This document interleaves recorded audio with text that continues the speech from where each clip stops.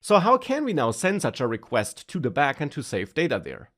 Well, as mentioned, we'll use this HTTP object, so to say. And with the dot notation, we can now get access to a broad variety of features provided by the HTTP package. Most importantly, a couple of methods, which you see down there. Now, these methods allow you to send different kinds of HTTP requests. Because when you send an HTTP request, you can configure it. And most importantly, you can choose which HTTP method should be used. And you also find this in the official Firebase documentation. Now, which method does what will always depend on your backend. Some backends accept POST requests for everything, because in the end it's the backend logic, so the code written on the backend, that decides what happens if a certain kind of request arrives. Here in Firebase case, it's quite logical, and for example, sending a GET request gets you data, sending a delete request deletes data, sending a POST request pushes new data to the server, so stores new data there. Put would overwrite existing data, and patch would update parts of existing data. So therefore here, of course, if we want to store new data, we want to use this POST method here, which is provided by the HTTP package. Because this sends such a POST HTTP request, and that's exactly what Firebase wants to store data there. Now, to make this work, this POST request first must be configured though. And for that, POST accepts multiple arguments. It always wants a URL, which is of type URI, which is a special kind of object, and I'll show you how to create that object in just a second. That's the URL to which the request should be sent. In Firebase case, for POST, the URL looks something like this. HTTPS, then your project ID, then this part here, and then this part, which is also dynamic, ended with .json. And I'll show you how to construct the URL that belongs to your project over the next minutes. So that's the URL.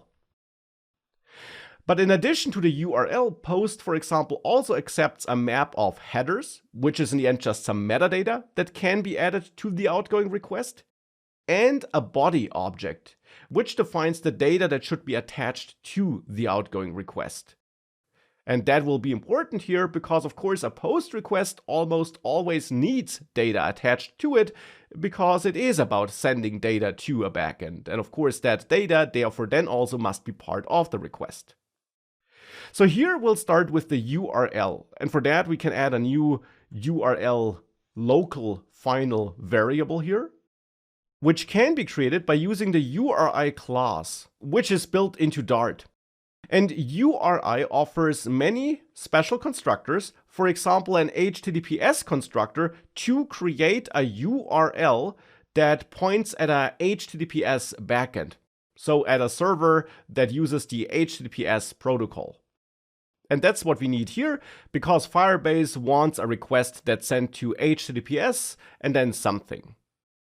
Now that something part is the next part.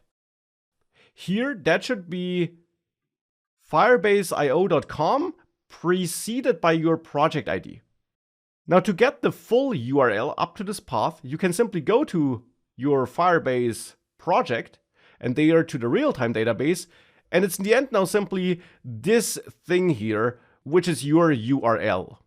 So we can copy this and paste it in here, and we just have to remove the https:// part because that will be added automatically thanks to us using this HTTPS constructor.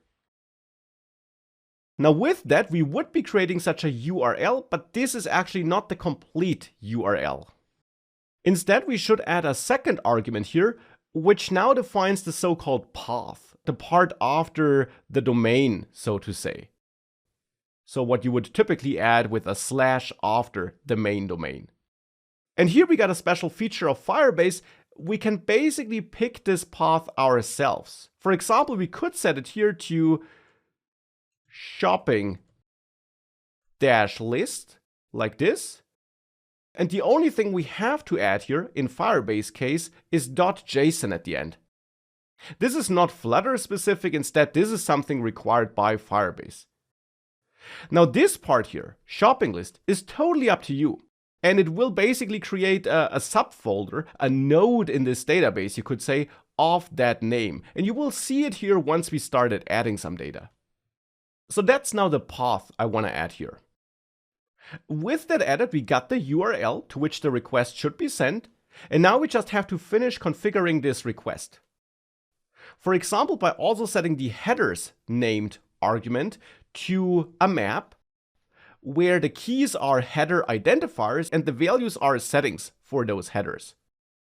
And here it's just one header which I want to add, content-type written like this, with a value of application/JSON. This will help Firebase understand how the data we're sending to it will be formatted. Last but not least, it's the data itself that's missing. For this, we should add another named parameter to post, and this is now the body parameter, which defines the data that should be attached to the outgoing request. And here, that should in the end be our grocery item here, though I'll format it a bit differently. Because body here actually wants data that's formatted as JSON, which is a special text-based data format. Creating data in that format is quite straightforward in Flutter and Dart because there's a built-in JSON utility object that is provided by Dart under the convert sub package, which you have to import. But with that added, it is available here. And you can now use JSON to call the encode method.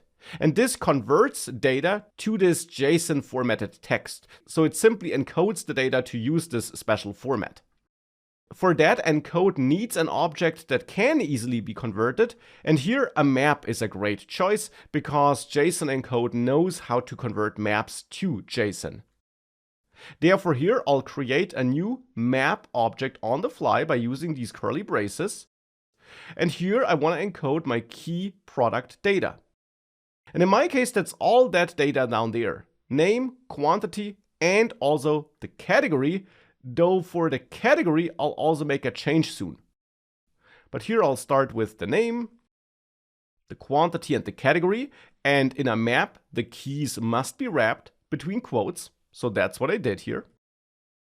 And for the category, I'll actually just store the title, because otherwise it would be a complete object where encoding it might fail, and I'll therefore just store the title because I can then later use that title for mapping it to the actual category object when we then later load the data from Firebase again. So for sending the data, I'll just store the title because I'll be able to later use that title as a category identifier. And you will see how it's getting used once we start loading the data. And that's therefore now the data that should be sent to Firebase. We don't need to send the ID because Firebase will generate a unique ID for us, which is pretty convenient. Hence, this is all the data that needs to be sent. And at the moment, I will also not navigate back and I will not pass any data to POP. Instead, I just want to send this data. And if we now save everything with these settings and we restart the app, we should be able to enter some data here. And if we now click Add Item, here in the app, nothing happens. But if you go to Firebase, you should now see a new node in your real-time database here. In my case, called Shopping List, because that's the key I used. And if you expand this node, you see a new unique ID that was generated. And if you expand this item, you now see the data that was submitted. And this proves that sending the data succeeds. Now, if it fails for you, definitely take a look at the debug console and the error message you might be seeing there. Make sure that you are using your Firebase real-time database ID and not mine, so that you use your URL, not mine. And make sure that under rules, you don't have false here, but something like this. Or simply replace this with true. This will also allow all incoming requests. And that's what we want here for this demo backend. And with that, we are able to store data here on Firebase. Now let's also see how we can get that data back.